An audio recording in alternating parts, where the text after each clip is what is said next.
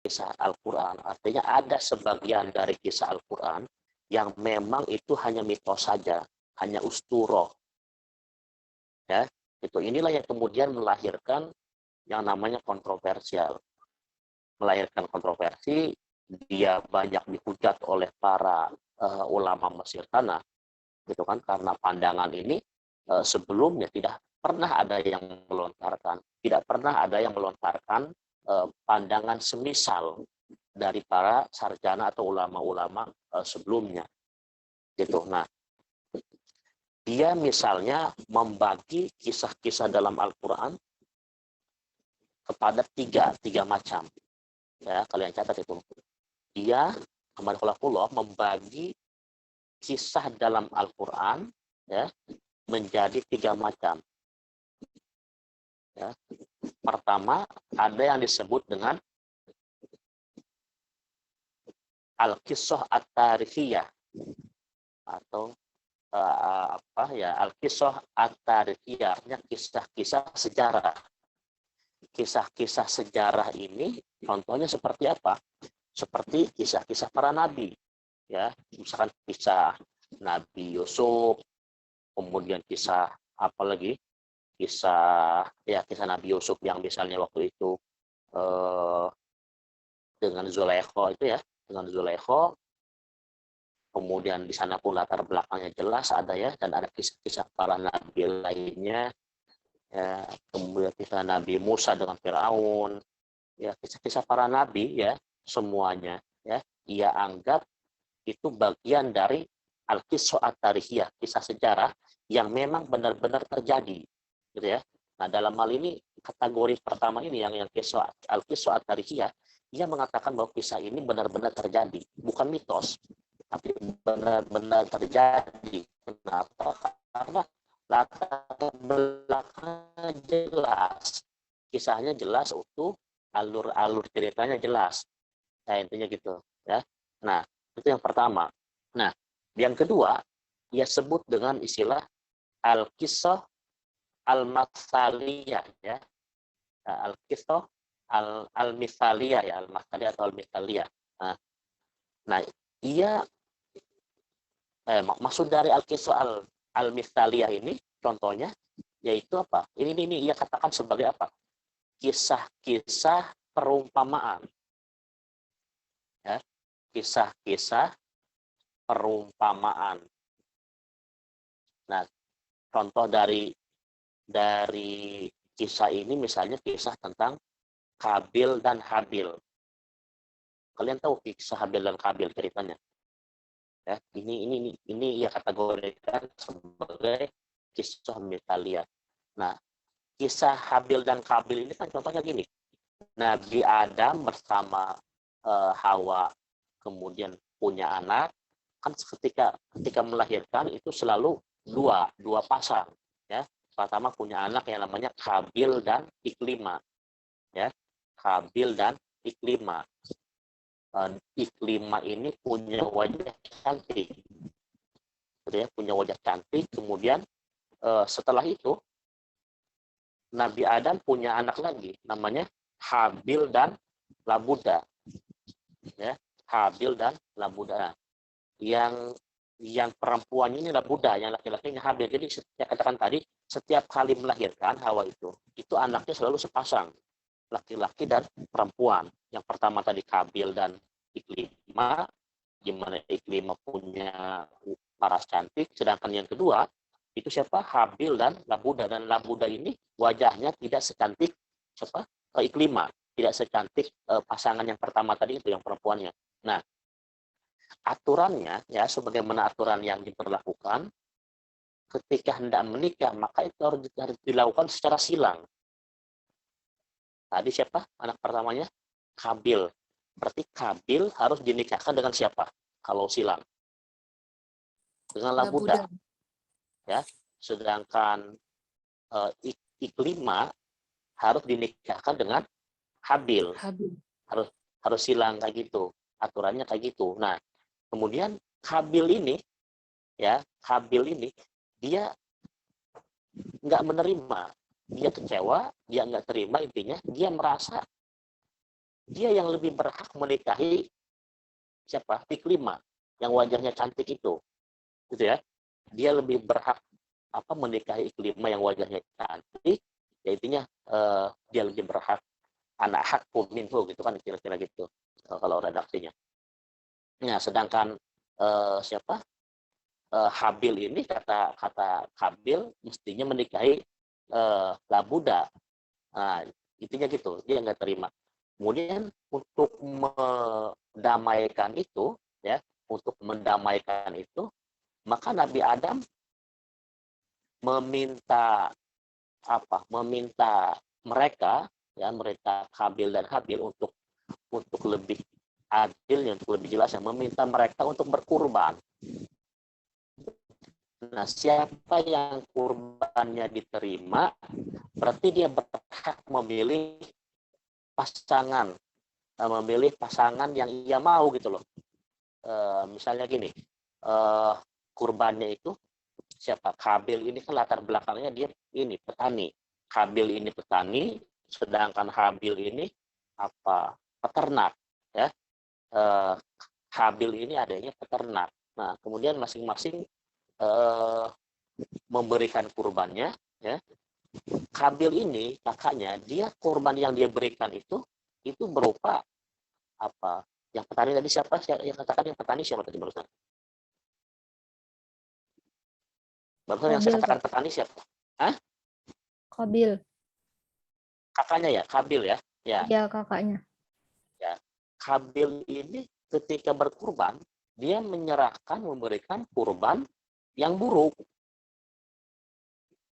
Ya, yang buruk, kurbannya itu bukan yang terbaik, sedangkan Habil adanya, dia menyerahkan atau memberikan kurbannya itu berupa hasil pertanian yang paling bagus, gitu ya, yang paling bagus. Nah, kemudian ternyata yang diterima kurbannya itu adalah kurbannya Habil, ya, kurbannya Habil. Kenapa? Karena Habil lebih kelihatan tulusnya, ketulusan pengorbanannya lebih kelihatan. Itu yang diterima oleh Allah. Itu, nah, dan itu artinya mengindikasikan bahwa Habil lah yang berhak menikahi siapa? Iklimah. Nah, itu ya, itu kan cara Nabi Adam untuk meminta jawaban Allah, gitu kan, menyuruh kepada anak-anaknya berkorban, kemudian tujuannya untuk meminta jawaban Allah, siapa yang berhak menikahi Iklimah. Ternyata yang diterima itu adalah kurbannya Habil adiknya. Karena dia saya katakan tadi kurban yang diberikan itu berupa hasil tani yang bagus, yang terbaik, yang terbagus. Sehingga Allah melihat disitulah ketulusan seorang Habil. Ya, karena kita tahu dalam sejarah Habil ini seorang laki-laki yang lembut, sedangkan Habil kakaknya dikenal sebagai keras kepala, ya, keras kepala, katakan seperti itu. Nah, kemudian siapa? Setelah kurban Habil itu ternyata yang diterima, maka dialah yang berhak menikahi Iklimah. Dari situlah Habil marah. Habil marah karena dia semestinya lebih berhak. Kemudian Habil mengancam Habil dengan mengatakan bahwa suatu saat saya akan membunuhmu, katanya. Itu kata Habil, dan betul pada akhirnya dia membunuh si Habil itu karena nggak terima, ya, nggak terima Iklimah yang wajahnya cantik itu ternyata diambil oleh Habil. Nah, kira-kira seperti itu. Nah, kemudian ya sampai situ aja, nggak ada kemudian. Nah, mau saya dari cerita itu yang hendak diambil adalah Allah. Nah, ini perspektifnya siapa? Perspektifnya ini ya siapa? Ahmad Khulafullah. Nah, kisah itu bagi Ahmad Khulafullah merupakan bagian dari al-kisah al-misaliyah, ya. Kisah perumpamaan yang hendak ditegaskan adalah soal bagaimana mengekspresikan sebuah pengorbanan, bagaimana memang bagaimana istilahnya ya, mengelola hati ya, mengelola hati, mengelola ego supaya kesetiakawanan tetap terjaga. Kira-kira seperti itu. Ya. Tadi kan itu sama-sama saudara ya, sama-sama saudara berempat itu. Tapi kemudian Nabi Adam memberikan aturan silang. Yang cantik itu dikasih ke Habil. Gitu kan? Kemudian oke, untuk lebih jelasnya ini aja, apa namanya, kata Nabi Adam, kalian berkurban, siapa yang kurbannya diterima itulah yang berhak menikahi Iklimah. Ternyata yang diterima adalah punya Habil lah, ya, punya Habil, karena Habil di sana memberikan kurban yang terbaik, hasil tanian terbaik, dan dari sana kelihatanlah ketulusannya, ketulusan untuk memberi, ketulusan untuk apa namanya, memberikan yang terbaik, ketulusan untuk tidak merasa lebih unggul ya satu sama lain. Sedangkan Habil ini kakaknya kan dia kelihatan tuh, kelihatan iri dengkinya, kelihatan hasutnya.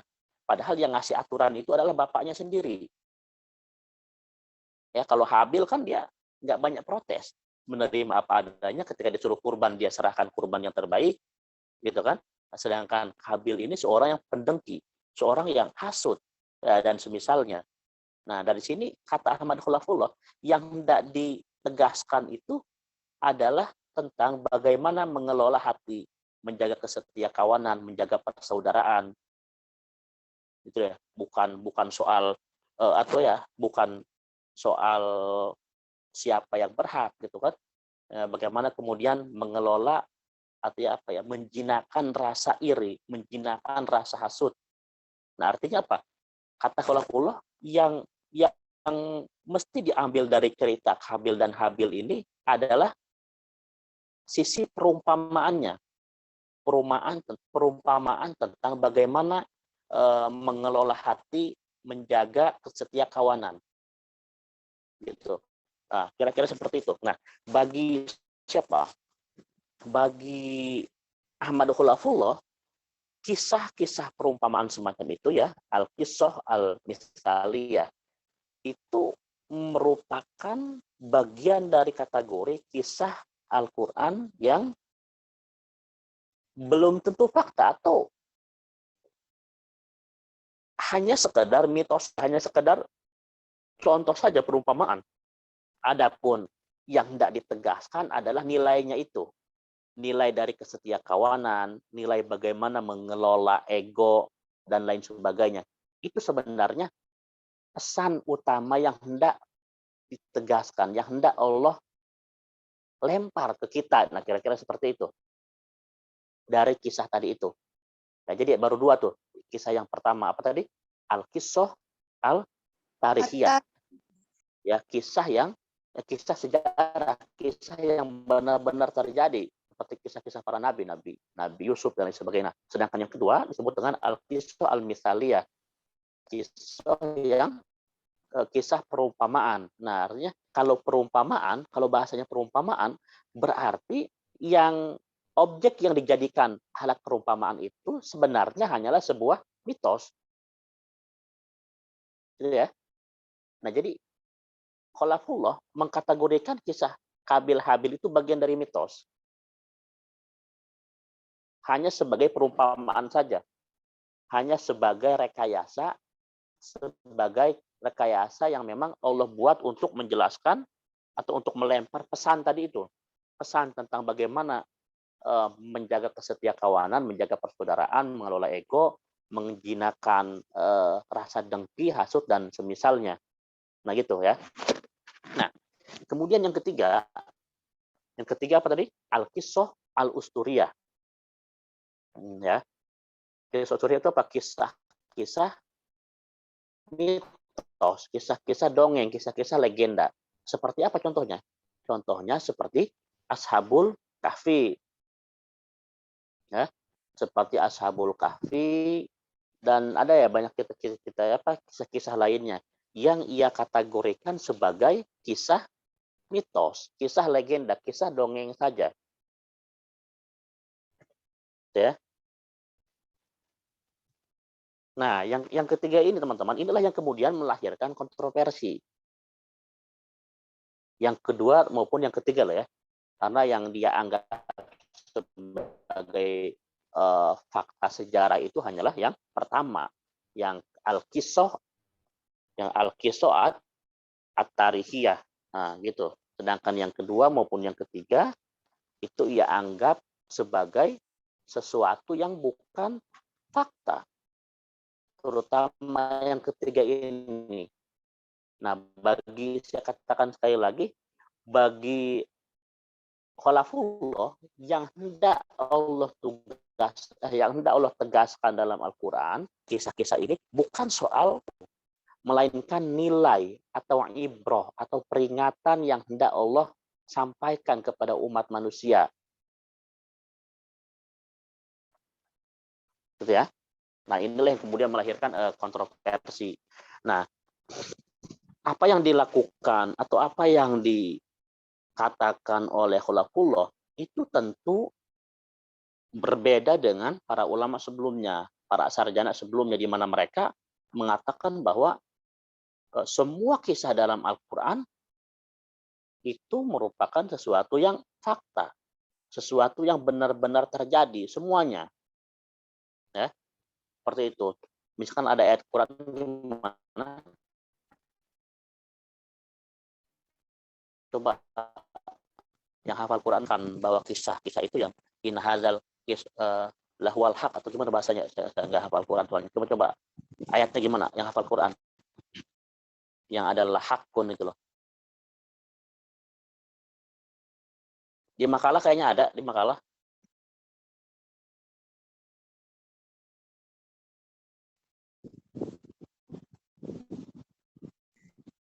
Enggak, Pak. Yang inna hadza lahuwal qasasul haqq. Oke. Wah, ya. Gimana ulangi? Inna hadza lahuwal qasasul haqq wa ma Ya. illallah, itu, Pak. Ya.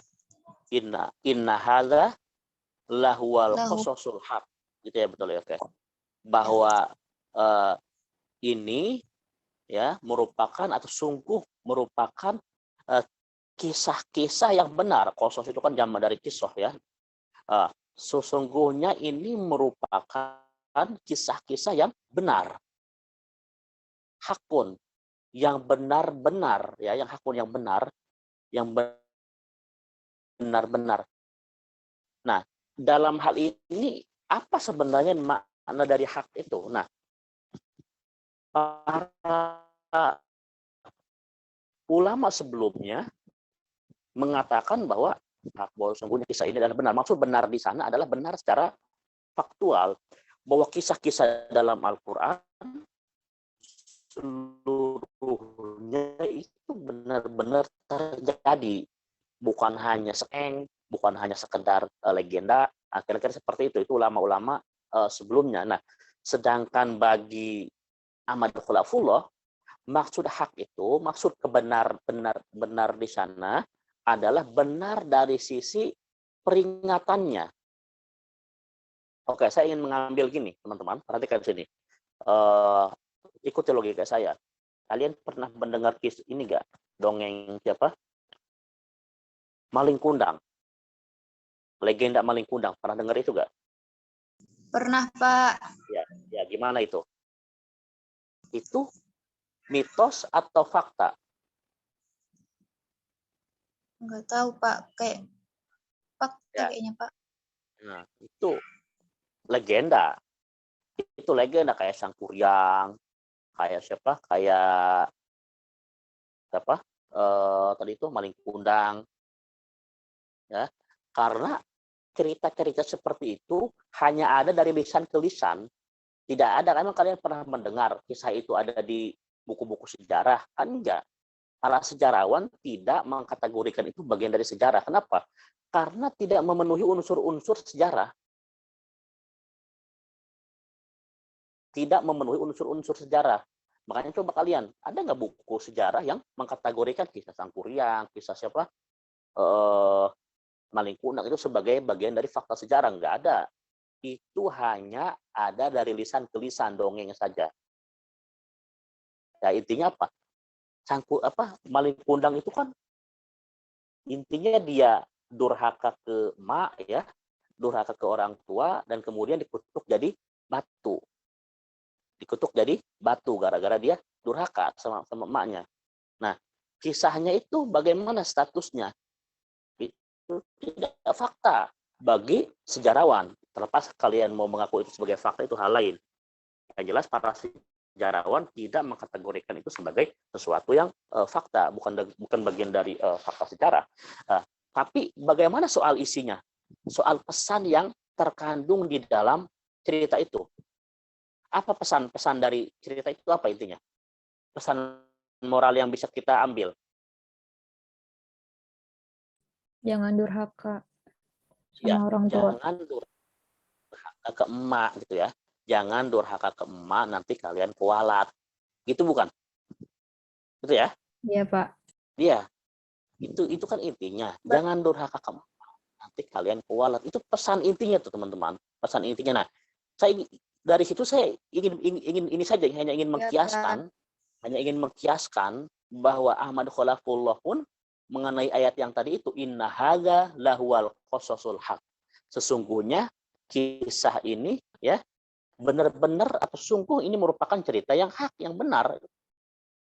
Nah, bagi Khalafullah benarnya itu, benar di sana bukan benar dalam arti terjadi secara faktual sebagaimana para ulama lainnya, tetapi benar di sana adalah benar dari sisi pesannya, benar dari sisi peringatannya, benar dari sisi nasihatnya. Sebagaimana kisah maling kundang tadi itu, kalau saya kiaskan loh ya, bukan soal fakta atau enggaknya kisah maling kundang itu, tapi pesan moralnya. Jangan durhaka ke emak kalian, nanti kalian kualat, kira-kira seperti itu. Nah, dari kisah ini pun sama, kisah-kisah yang ada di Quran, seperti kisah Habil, Kabil tadi itu, kemudian Ashabul Kahfi dan lain sebagainya. Itu ya. Selain kisah para nabi, ya, kisah Nabi Yusuf yang dikejar Firaun dan kemudian kisah-kisah nabi lainnya. Nah, itu dikategorikan, itu dianggap oleh Ahmad Khalafullah sebagai sesuatu yang fiktif. Ya, sesuatu yang sebenarnya itu bisa jadi enggak terjadi, hanya fiktif saja. Karena yang hendak ditegaskan Al-Quran sekali lagi adalah pesannya. Al-Quran hendak melempar pesan moral ke kita. Pelajaran apa yang bisa diambil dari kisah itu? Nah, itu sebenarnya yang hendak atau yang dibidik oleh Quran. Gitu ya. Bisa dipahami.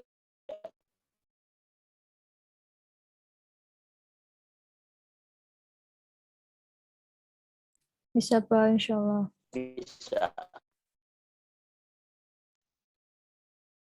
Gimana? Halo? Yang lain bisa dipahami nggak? Insya Allah bisa, Pak. Nurul Faiza. Saya kasih dongeng. Iya. Jadi saya harus dongeng terus gitu ya. Mistura, kamu ngerti nggak Mistura? Ya.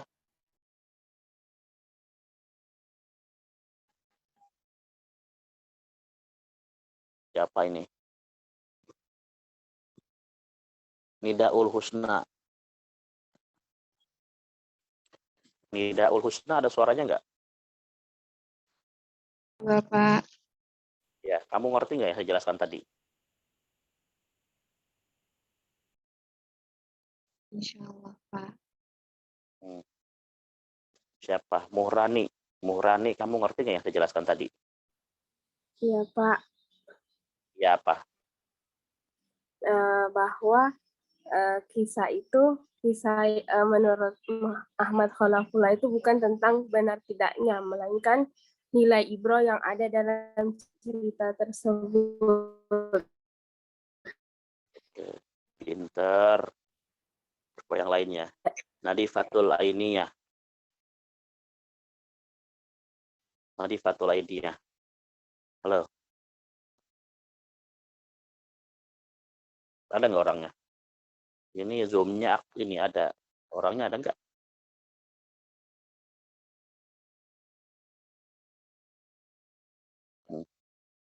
Tadi yang presentasi satu lagi siapa? Ibrizi. Ibrizi, mana Ibrizi?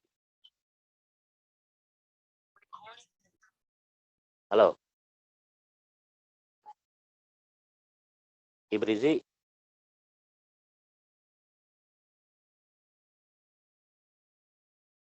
Mana dia?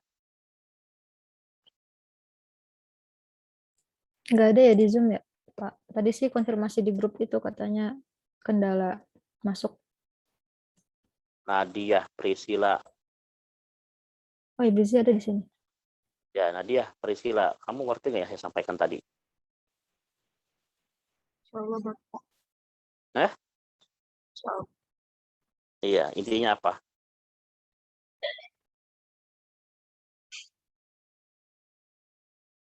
Intinya apa? Kamu jangan-jangan ingatnya cerita tentang maling kundang itu ya? Yang jangan durhaka ke emak itu ya? Bukan. Gimana Nadia? Kamu nongol. Kalau saya panggil nongol, jangan ngumpet-ngumpet gitu. Gimana intinya yang saya sampaikan tadi, ngerti nggak? Ini bukan yang tentang maling kundang, ini bukan. Yang pesan poin besar yang ditegaskan Ahmad Khalafullah atau apa? Bisa menyampaikan nggak? Kira-kira 2-3 baris ya kalau ditulis itu. Kira-kira gimana? Apa yang membuat Ahmad Khalafullah ini kontroversi? Cepat Nadia.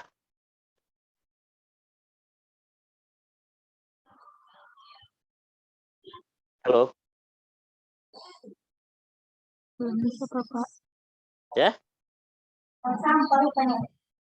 Gimana?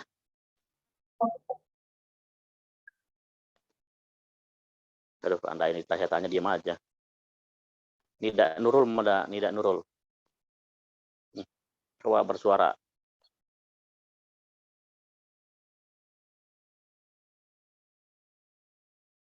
Ya. Nuriko. Hadir, Pak. Rogi. Kamu orang mana? Saya orang Tangerang. Ayah saya orang Jawa. Jadi ini Haurogi ini diambil dari mana? Enggak tahu. Kamu temannya Mistura ya? Kenapa? Oh, kamu namanya kayak Mistura. Mistura, jauh Pak, beda, bukan Pak. Mistura. Jadi nggak asing juga ya kan? Mistura, Pak, bukan Mitsura. Jadi kan nggak asing. Iya. Mistura tuh kan kayak nama orang Masih Jepang. lokal kok, Pak. Ini Nurikonya iya kayak orang Jawa. Nurikonya kayak orang Jawa. Hauroginya ini kan nama orang-orang Jepang. Oh iya Apa kali maksud ya. Haurogi? Ada keturunannya kali, Pak. Itu maksudnya apa? Ah, Siapa? iya, kayaknya. Riko. Kenapa? Iya, Pak. Haurogi itu apa Haurogi? Enggak tahu, nanti saya tanya Haurogi ya itu Pak apa? sama mama saya. Nanti saya tanya ya Pak sama mama saya. Ini bikin nama Iya. kalian aneh-aneh aja. Nurikonya itu nama orang Jawa.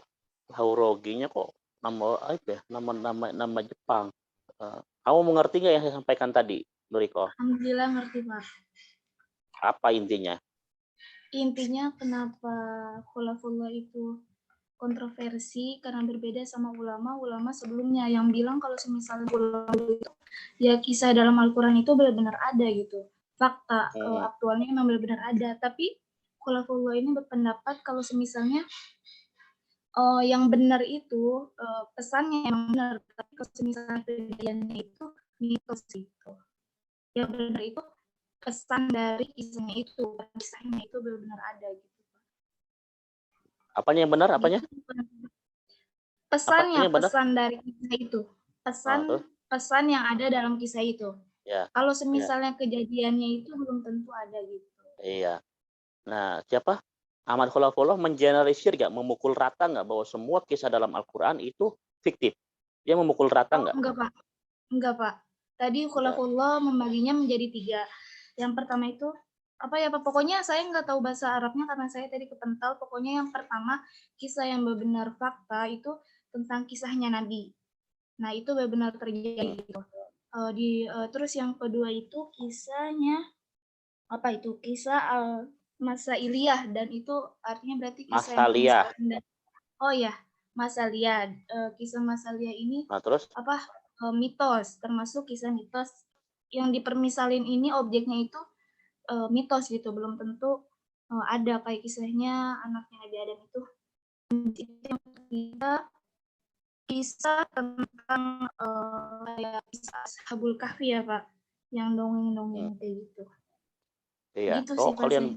coba kalian bayangkan bagaimana kemudian kisah Ashabul Kahfi itu ya dikejar-kejar, mereka itu berapa ratus orang sama anjingnya itu, kemudian mereka masuk ke gua, ketiduran di sana, bangun-bangun, ya mereka ini lapar kata kira-kira gitu ya, mereka lapar ya keluar ya beli gorengan, nggak tahu beli apa saya itu ya ceritanya itu, keluar jajan pakai pakai sisa uang yang ada di kantongnya, ternyata uangnya itu uang ratusan tahun lalu. Yang dagang gorengannya itu ini apa namanya kaget, loh kok kalian beli ke saya pakai uang zaman apa ini gitu kan, ini zaman apa, jangankan ratusan tahun lalu, saya aja kalau ngelihat orang-orang masih pakai uang yang masih megang uang yang ini ya, yang zaman dulu yang ada yang uang 500 ada gambar monyet gitu, uang 1000 yang gambarnya itu siapa lompat batu di Toba atau di mana gitu ya, Batak sana, lompat batu Nias atau di mana itu. Saya aja aneh kok masih ada kalian yang megang masih uang kayak gitu. Nah, apalagi itu apa? Koin ya yang ratusan tahun lalu, yang 300 tahun lalu. Hitungan itu kan benar-benar aneh, ini uang zaman kapan kok kalian beli ke saya pakai uang eh, uang yang aneh kayak gini. Mereka intinya kaget. Nah, intinya kan secara logika ya, secara logika yang rasional itu kan tidak mungkin terjadi gitu, kira-kira seperti itu ya.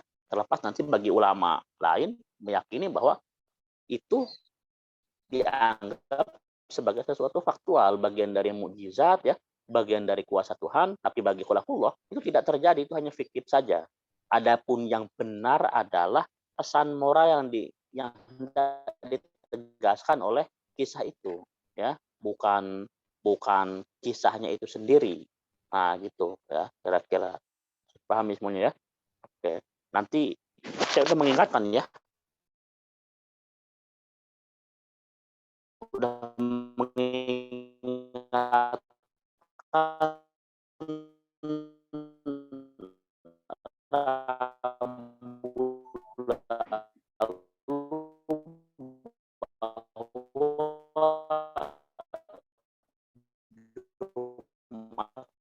Bapak, besok suaranya putus-putus, Pak. mengadakan kuliah. Kalian ingat nggak perintah saya itu? Saya ngomong gitu dalam minggu Rabu lalu, kan bilang gitu. Siapa yang presentasi besok? Hari Jumat siapa? Halo? Ya, gimana? Saya Pak Gimana? yang presentasi. Halo, tes.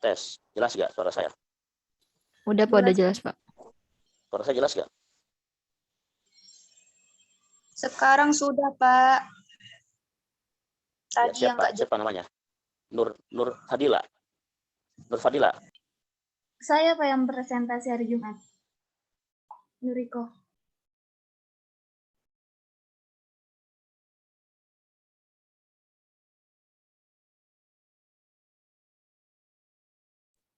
Ya, kepental lagi Bapak ya. Di kelompok 13. Iko sama siapa kok? Siapa-siapa aja itu kok. Sama Nila berdua doang. Iko sama Nila. Iko Manila. Ih, kok berdua kok?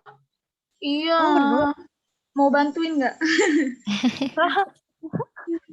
Ini Bapak udah join lagi nih. Halo Pak. Oke. Suara saya jelas nggak di sana? Iya udah jelas Pak. Jelas, Pak. Oke. Yang persentase siapa? Jumat besok? Nuriko Pak. Nuriko. Jumat besok? Iya. bukannya udah bukannya belum? Kenapa, Pak? Kamu emang belum persentase? Bukannya Oh, udah? belum, Pak. Oh, berarti Jumat besok ya? Iya, Oke, sama siapa? sama Nila Wahyuni. Oke, Berdua aja. oke. Jumat besok jangan terlalu pagi ya. Jam berapa maunya? 8:30 ya? 8:30 sedang tuh ya. Biar kalian juga bisa apain dulu. 8:30 kita presentase sampai jam 8:30, jam 10 ya. Sampai jam 10 gitu. Nanti diatur waktunya. Oke. Baik, saya cukupkan sampai di sini. Mudah-mudahan yang kita diskusikan hari ini bermanfaat. Akhirul kalam. Assalamualaikum warahmatullahi wabarakatuh. Waalaikumsalam warahmatullahi wabarakatuh.